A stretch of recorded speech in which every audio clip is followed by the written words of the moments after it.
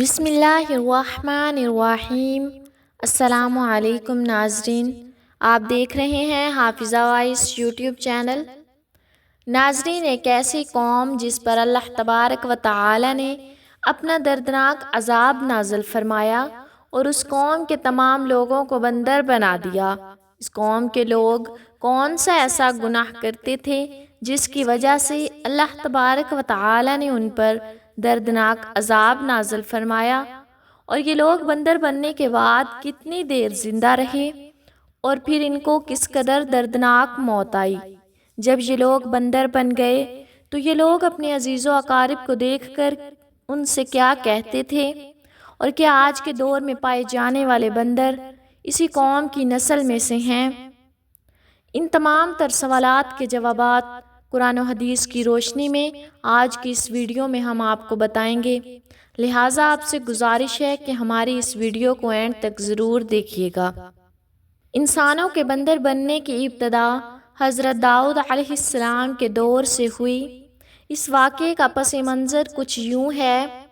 حضرت داؤد علیہ السلام اور ان کی قوم سمندر کے کنارے ایلا نامی گاؤں میں رہتے تھے، اور ان کی تعداد 70,000 کے قریب تھی۔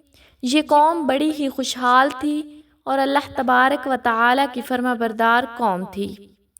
اس قوم کو اللہ تبارک و تعالی نے بے شمار نعمتوں سے نوازا تھا۔ ہر طرف سرسبز و شاداب باغات اور ہر طرف ہریالی ہی ہریالی تھی، اور اللہ تبارک و تعالی کی بے پناہ کرم نوازی تھی۔ یہ لوگ اپنی زندگی میں بہت ہی خوش تھے۔ حضرت داؤد علیہ السلام کی قوم چونکہ سمندر کے کنارے رہتی تھی، تو اللہ تبارک و تعالی کا ان پر یہ خاص کرم تھا کہ سمندر کے اس کنارے پر بے شمار مچھلیاں آتی تھیں، جن کا یہ لوگ کاروبار کرتے تھے اور بہت ہی خوشحالی والی زندگی گزارتے تھے۔ جب یہ قوم اللہ تبارک و تعالی کی نعمتوں کی وجہ سے خوشحال ہو گئی تو اللہ تعالی کی نافرمانی پر اتر آئی اور طرح طرح کے گناہوں کے اندر مبتلا ہو گئی۔ اور پھر ایک دن اللہ تبارک و تعالی نے اس قوم کا امتحان لینے کا ارادہ کیا، اور حضرت داؤد علیہ السلام کو وحی بھیجی کہ اپنی قوم سے کہہ دیں کہ وہ سنیچر کے دن یعنی ہفتے والے دن مچھلی کا شکار کرنا بند کر دیں۔ اس طرح اللہ تبارک و تعالی نے حضرت داؤد علیہ السلام کی قوم پر ہفتے والے دن مچھلیوں کا شکار حرام فرما دیا، اور پھر یہاں سے اس قوم کی بربادی شروع ہو گئی۔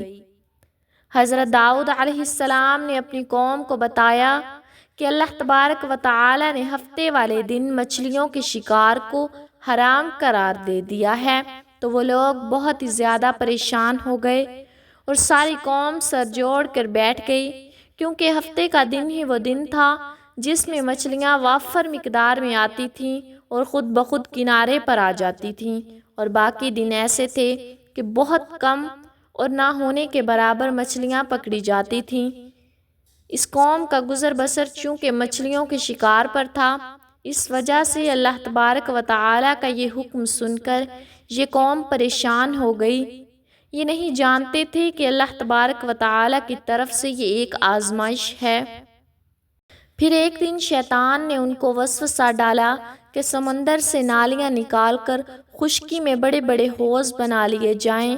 جب ہفتے والے دن مچھلیاں آئیں گی تو وہ نالیوں سے ہو کر ان بڑے بڑے حوضوں میں آ جائیں گی، اور اس طرح پھر ان نالیوں کا منہ بند کر دیا جائے، اور پھر اگلے دن یعنی اتوار والے دن ان کو پکڑ لیا جائے۔ شیطان نے اس قوم کے لوگوں کو ورغلایا کہ اس طرح ہم ہفتے والے دن شکار سے بھی بچ جائیں گے، اور مچھلیاں بھی ہاتھ آ جائیں گی، اور وہ بھی پکڑی جائیں گی۔ بہت سے لوگوں کو یہ ہیلا بازی اچھی لگی، اور انہوں نے ایسا کرنا شروع کر دیا، اور سمندر سے چھوٹی چھوٹی نالیاں نکال کر بڑے بڑے حوضوں میں ڈال دی، جس کے ذریعے وافر مقدار میں مچھلیاں ان حوضوں میں داخل ہو جاتی۔ اس قوم کے بدبخت لوگوں کو شیطان کا یہ ہیلا بہت پسند آیا، لیکن اس قوم نے یہ نہ سوچا کہ جب مچھلیاں سمندر سے حوض میں آ کر قید ہو گئی تو پھر مچھلیوں کا شکار ہی ہو گیا۔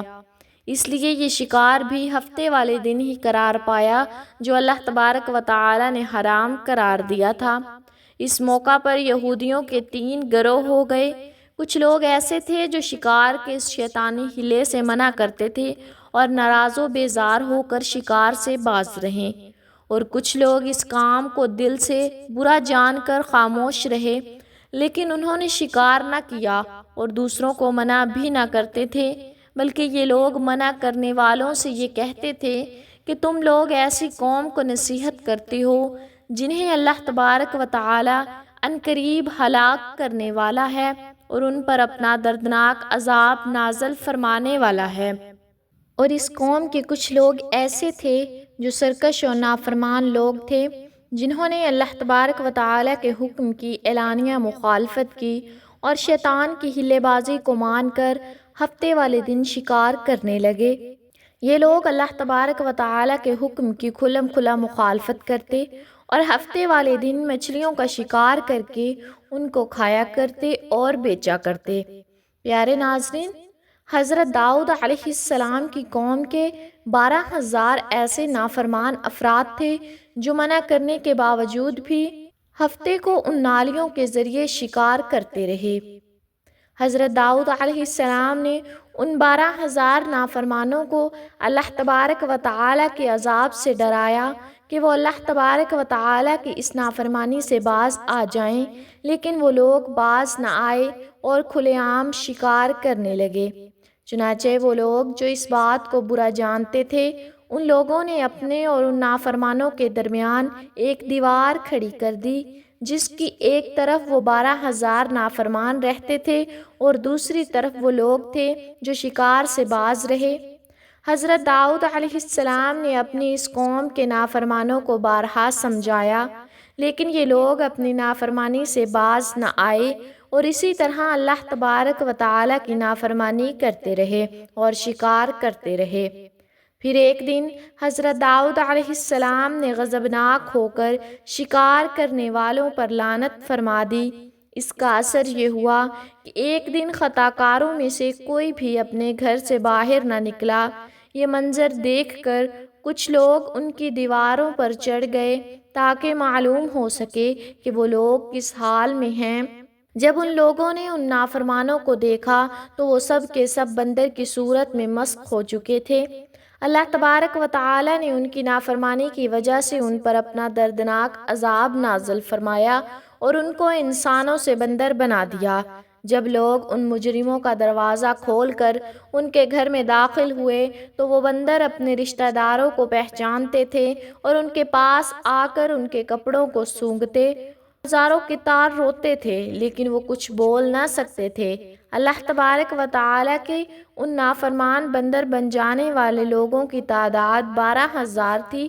ان 12,000 لوگوں نے اللہ تبارک و تعالی کی نافرمانی کی اور اللہ تبارک و تعالی نے ان کو بندر بنا دیا، جس طرح کہ اللہ تبارک و تعالی سورہ بقرہ میں ارشاد فرماتا ہے، اور بے شک ضرور تمہیں معلوم ہے تم میں کہ وہ جنہوں نے ہفتے میں سرکشی کی تو ہم نے ان سے فرمایا کہ ہو جاؤ بندر دھتکارے ہوئے۔ اس طرح حضرت داؤد علیہ السلام کی قوم کے 12,000 نافرمان بندر بن گئے۔ یہ لوگ 3 دن تک زندہ رہے اور اس دوران یہ کچھ نہ کھا سکتے تھے اور نہ ہی پی سکتے تھے، بلکہ یوں ہی بھوکے پیاسے سب کے سب ہلاک ہو گئے اور 3 دن کے اندر سب کے سب مارے گئے۔ اور وہ لوگ جو ان نافرمانوں کو اللہ تبارک و تعالی کی اس نافرمانی سے منع کرتے تھے، اللہ تبارک و تعالی نے ان کو اس عذاب سے سلامت رکھا، اور وہ لوگ جو اس شکار کو برا جان کر خاموش رہتے تھے، اللہ تبارک و تعالی نے ان کو بھی اس عذاب سے سلامت رکھا۔ پیارے ناظرین، اب بات کرتے ہیں کہ آج کے دور کے بندروں میں سے کیا کوئی بندر ان کی نسل میں سے بھی موجود ہے؟ کیا آج کے دور میں پائے جانے والے بندر انہی بندروں کی نسل میں سے ہیں؟ اس کے متعلق روایات میں آتا ہے کہ حضرت عبداللہ بن مسعود رضی اللہ تعالی عنہ سے روایت ہے کہ حضور پاک صلی اللہ تعالی علیہ وسلم سے کسی نے سوال کیا کہ آج کے بندر کیا حضرت داؤد علیہ السلام کی قوم میں سے ہیں؟ تو حضور نبی کریم صلی اللہ علیہ وآلہ وسلم نے ارشاد فرمایا کہ اللہ تبارک و تعالی جس قوم پر عذاب بھیجتا ہے یا ان کی شکلوں کو مسخ کرتا ہے تو یہ عذاب انہی پر ہوتا ہے جن پر وہ عذاب نازل ہوا تھا، اور اس کے بعد اللہ تبارک و تعالی ان لوگوں کو ہلاک کر دیتا ہے اور ان کی آگے نسل نہیں بڑھتی۔ اسی لیے یہ بات غلط ہے کہ کچھ لوگ یہ سوچتے ہیں کہ آج کے بندروں میں بھی حضرت داؤد علیہ السلام کی قوم کے بندر بننے والوں کی نسل موجود ہے۔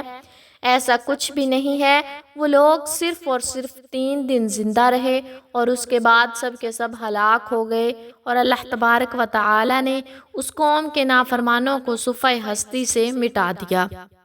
ناظرین، اگر آپ کو ہماری آج کی یہ ویڈیو پسند آئی ہے تو پلیز ہمارے چینل کو لائک، شیئر اینڈ سبسکرائب ضرور کیجیے تاکہ آپ کو ہماری ہر آئندہ آنے والی ویڈیو کا نوٹیفیکیشن بروقت ملتا رہے۔ اللہ تعالیٰ آپ کا حامی و ناصر ہو، آمین ثم آمین۔ ناظرین، اگر ویڈیو پسند آئے تو کمنٹ باکس میں اللہ تعالیٰ کے 99 ناموں میں سے ایک نام ضرور ٹائپ کریں۔ شکریہ۔